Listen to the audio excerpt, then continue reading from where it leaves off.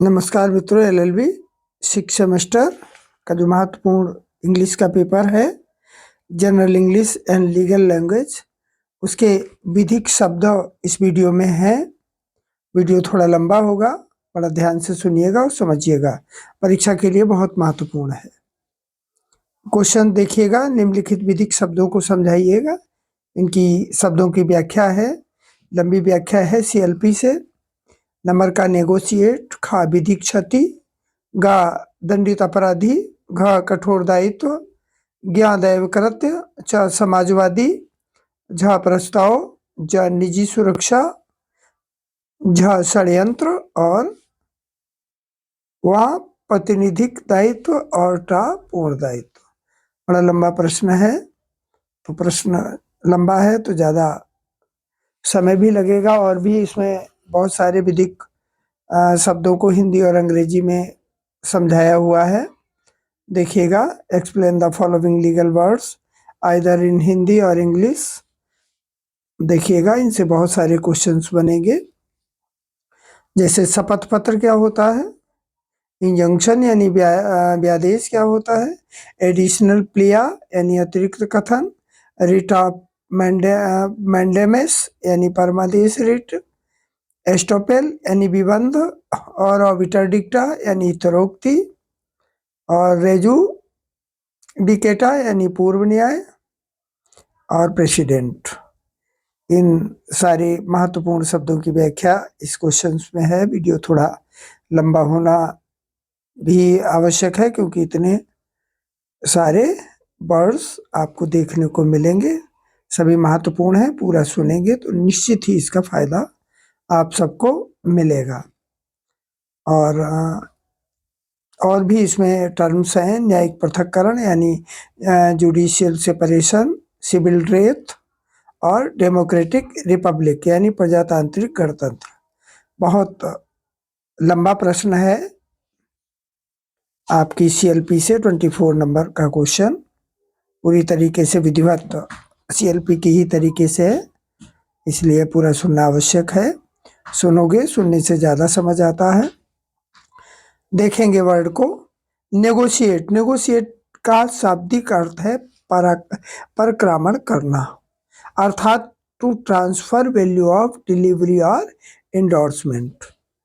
अंग्रेजी में इसकी व्याख्या इस प्रकार है, the word negotiate is a technical word and used with reference to commercial purpose. It is almost a word of art. It may be used in two sense, as meaning to discuss in arrange for a sale or bargain, or the preliminary of a business transaction, and also to sell a discount negotiable paper or a sign or transfer it by endorsement or delivery. Dev Kobai and Mankar बनाम Rajesh builders, AIR 1997 92 के बाद में ये व्याख्या की गई। Negotiate का शाब्दिक अर्थ समझाया गया। देखिएगा, हिंदी समझिएगा। नेगोशिएट एक शब्द, एक तकनीकी शब्द है जिसका प्रयोग व्यावसायिक रूपों के संदर्भ में किया जाता है। यह कला का एक शब्द है। परिक्रमण करने के तहत मूल्य के अंतरण को प्रदान करना या पृष्ठांकन किया जाता है।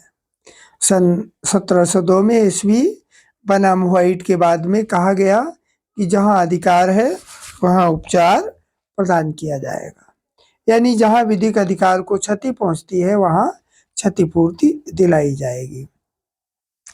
नेक्स्ट देखिएगा, खा नंबर, विधिक क्षति यानी लीगल डैमेज किसको कहते हैं।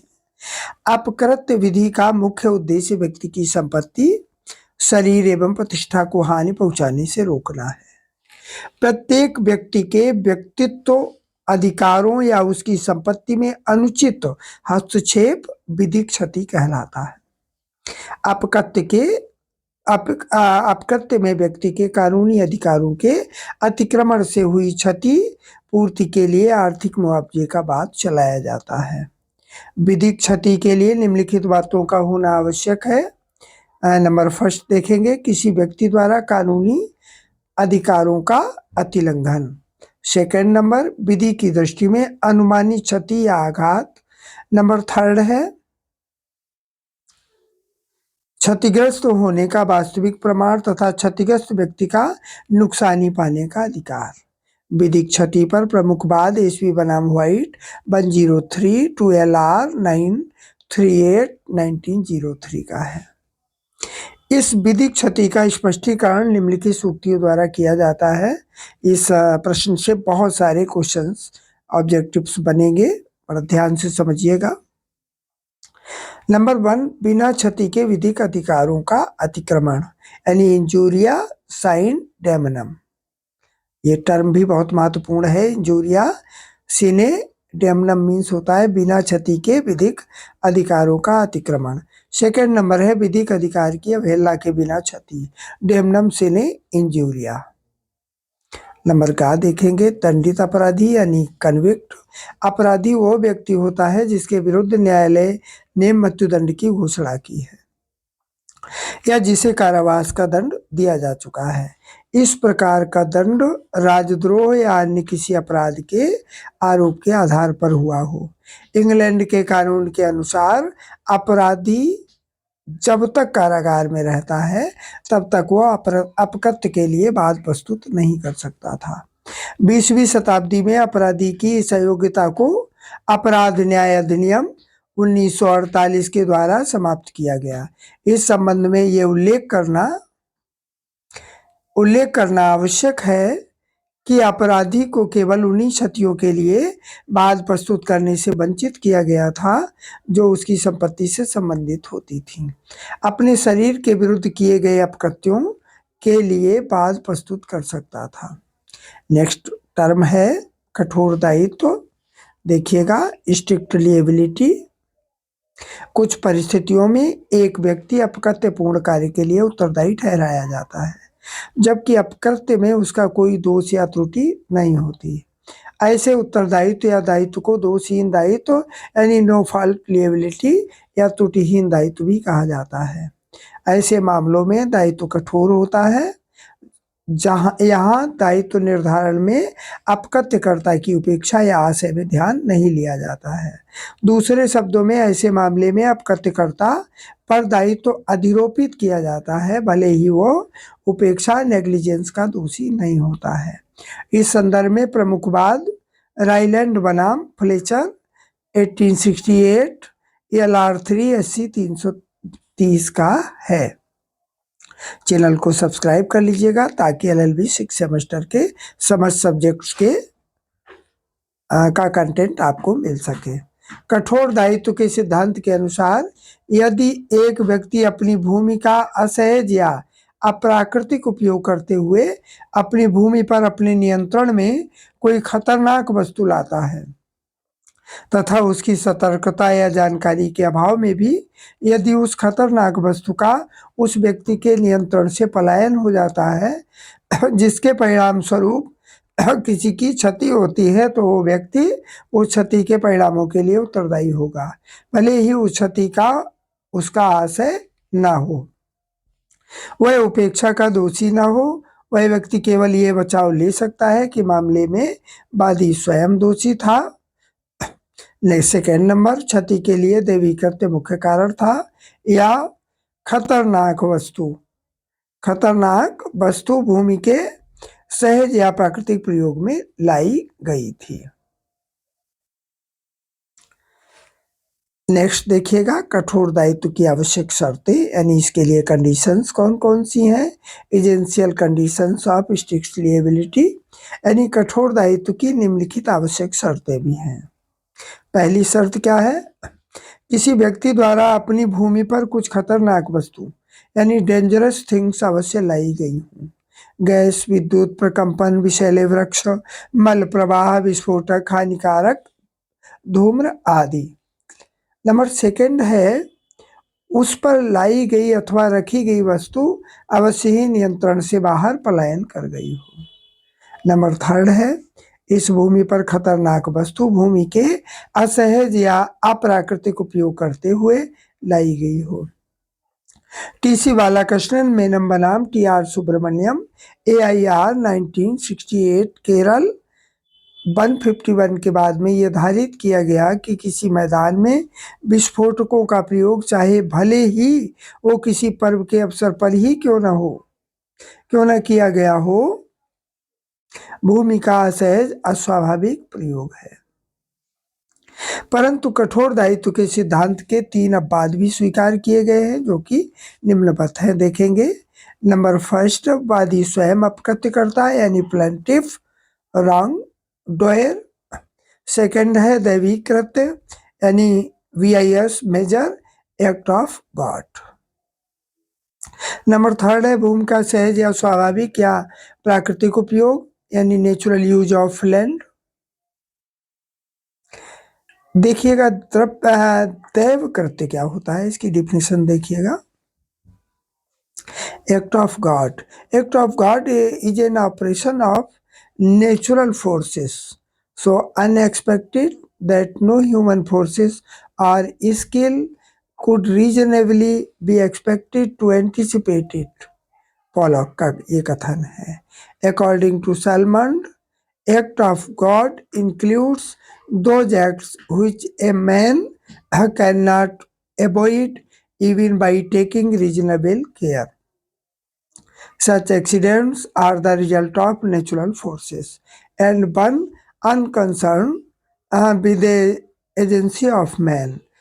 Thus, the following are the 2 essential elements of this defense.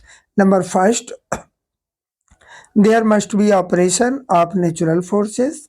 Second, the accident must be extraordinary and not which could be anticipated and reasonably guarded. देखिएगा हिंदी व्याख्या इसकी। दैव कृत्य प्राकृतिक क्रियाओं के अप्रत्याशित परिचालन को कहते हैं, जिनका मनुष्य असाधारण बुद्धि का प्रयोग करके भी पूर्वानुमान नहीं कर सकता है।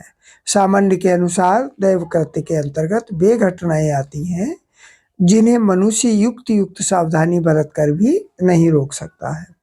ऐसी दुर्घटनाएं प्राकृतिक क्रियाओं का परिणाम होती हैं और इनका मनुष्य के कृत्य से कोई संबंध नहीं होता। इस प्रकार दैव कृत्य के प्रतिवाद के 2 आवश्यक तत्व हैं। पहला तत्व क्या है, देखिएगा।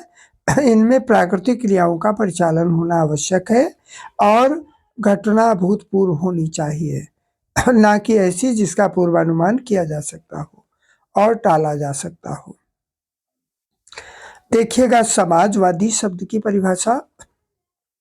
सोशलिस्ट, भारत के संविधान ने भारत को एक समाजवादी राष्ट्र में निर्मित किया है। समाजवादी राष्ट्र वो है जिसमें समाज कल्याण को प्राथमिकता दी जाती है। यह समाज का हित सर्वोपरि होता है। पूंजीवादी व्यवस्था में व्यक्ति हित के माध्यम से राष्ट्र हित की बात सोची जाती है। भारत ने मिश्रित अर्थव्यवस्था अपनाई है जिसमें समाज का कल्याण सर्वोपरि है। नेक्स्ट वर्ड देखिएगा, प्रस्ताव, प्रपोजल। इसकी हिंदी व्याख्या देखिएगा। साधारण बोलचाल की भाषा में जब एक व्यक्ति दूसरे व्यक्ति के सामने अपनी इच्छा व्यक्त करता है तो उसे प्रस्ताव कहते हैं। प्रस्ताव की विधिक परिभाषा भारतीय संविधान अधिनियम की धारा 2 में दी गई है। ये कहाँ परिभाषा मिलती है प्रस्ताव की? धारा 2 में। जब एक व्यक्ति दूसरे के समान कुछ करने या न करने की इच्छा को अभिव्यक्त करता है और ऐसा करते समय उसका ये आशय रहता है कि दूसरा व्यक्ति उसकी इच्छा के प्रति अपनी सहमति प्रकट करे, तो ये कहा जा सकता है कि उसने प्रस्ताव रखा। धारा 2 प्रस्ताव की धारा है 2 में दी गई परिभाषा एवं न्यायिक व्याख्या के अनुसार एक वैध प्रस्ताव के लिए निम्नलिखित आवश्यक तत्व होते हैं। पहला तत्व क्या है? एक व्यक्ति द्वारा दूसरे व्यक्ति के सामने इच्छा का व्यक्त किया जाना। नंबर सेकंड है इच्छा कुछ करने या करने से प्रवृत्त रहने की हो। नंबर थर्ड है व्यक्ति इच्छा के प्रति दूसरे व्यक्ति की सहमति प्राप्त करने का आशय होना चाहिए। जो व्यक्ति इच्छा है उसके प्रति दूसरे व्यक्ति की सहमति प्राप्त होने का आशय होना चाहिए। इसकी व्याख्या देखिएगा इंग्लिश में। A person should express his desire for something to the other or others. The expression of this desire is proposal of or offer under English law. Section 2A of the Indian Contract Act 1872 defines proposal in these words: when one person signifies his willingness to another to do or to abstain from doing anything with a view to obtaining the absent of that offer to such act or abstinence, he is said to make proposal. B may break up this definition of the following. कैसे तोड़ी जा सकती है? When one person signifies his willingness to another. Next है to do or to abstain from doing anything. Next, with a view to obtaining the assets of that other to such act or abstinence. Number 4, he is said to make a proposal. Number जा देखिएगा, निजी सुरक्षा किसे कहते हैं? निजी सुरक्षा की परिभाषा प्राइवेट डिफेंस, प्रत्येक व्यक्ति को अपने शरीर तथा संपत्ति की सुरक्षा करने का विधिक अधिकार प्राप्त है और ऐसा करने के लिए वो आवश्यक शक्ति या बल का प्रयोग भी कर सकता है। यदि इस प्रकार यदि कोई व्यक्ति अपने शरीर तथा संपत्ति की रक्षा करते हुए आवश्यक बल का प्रयोग करता है और किसी को क्षति पहुंचाता है तो उसके विरुद्ध कोई भी आवश्यक कार्यवाही नहीं की जा सकती है। आत्मरक्षा में प्रयोग की गई शक्ति के लिए 2 शर्तें हैं। प्रथम ये कि आत्मरक्षा में बल प्रयोग तभी न्यायोचित होगा जब व्यक्ति के शरीर और संपत्ति को कोई आसन्न खतरा उत्पन्न हो गया हो।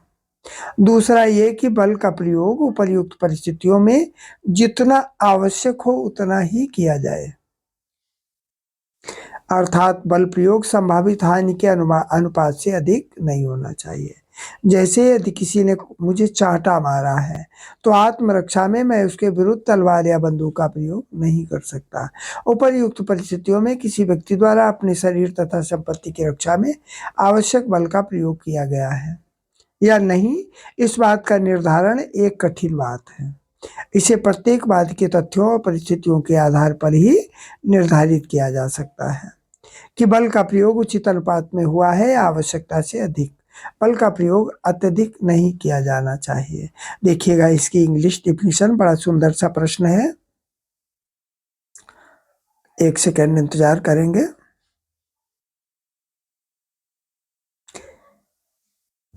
बड़ा अच्छा प्रश्न है, बहुत सारे क्वेश्चंस यहाँ से निकलेंगे और हमें समझना भी आवश्यक है। Every person has the right to protect his property or body, and for this purpose he can use necessary force.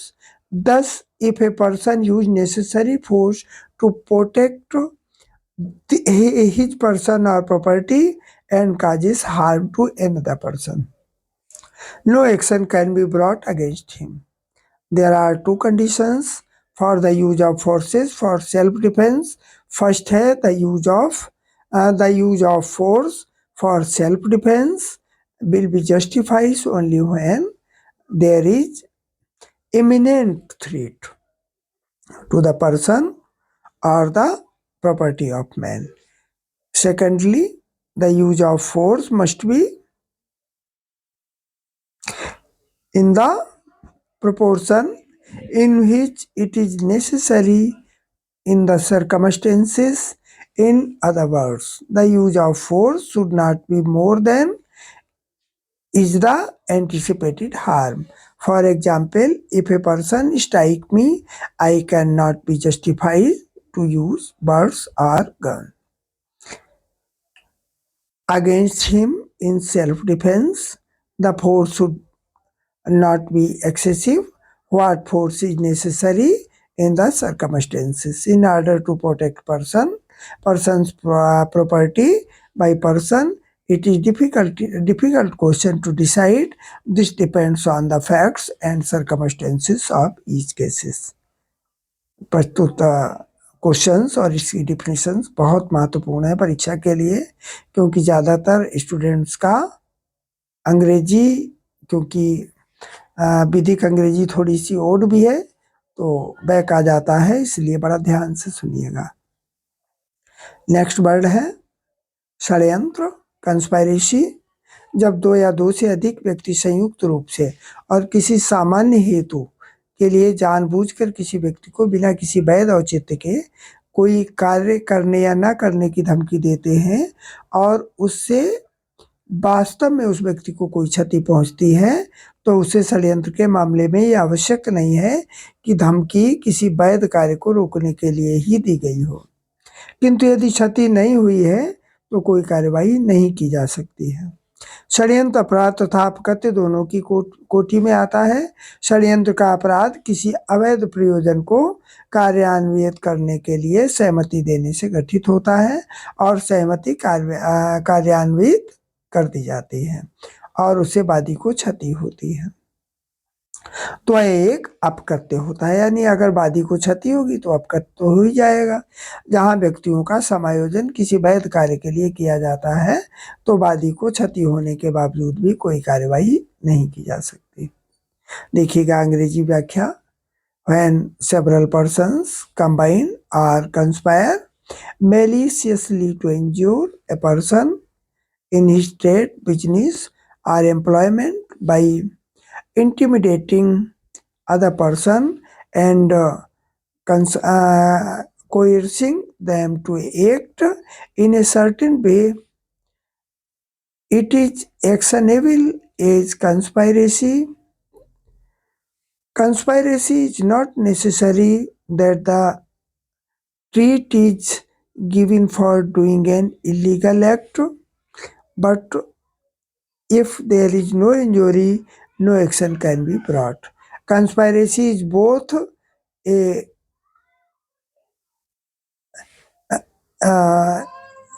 neither or nor crime, यानी अपराध हो भी सकता है और नहीं भी, उसकी तुलना उस पर डिपेंड करता है हानि पर।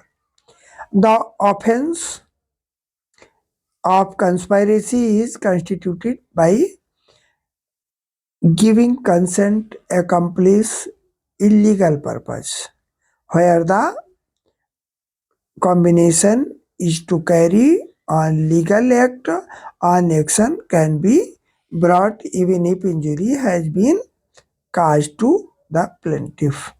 वीडियो बहुत लंबा हो गया है, बचे हुए टर्म्स या वर्ड्स आपको नेक्स्ट वीडियो में मिलेंगे। सब्सक्राइब कर लीजिएगा चैनल को, जिससे कि आपको कंटेंट पाने में आसानी हो। वीडियो पूरा सुनने के लिए बहुत बहुत धन्यवाद। जय हिंद।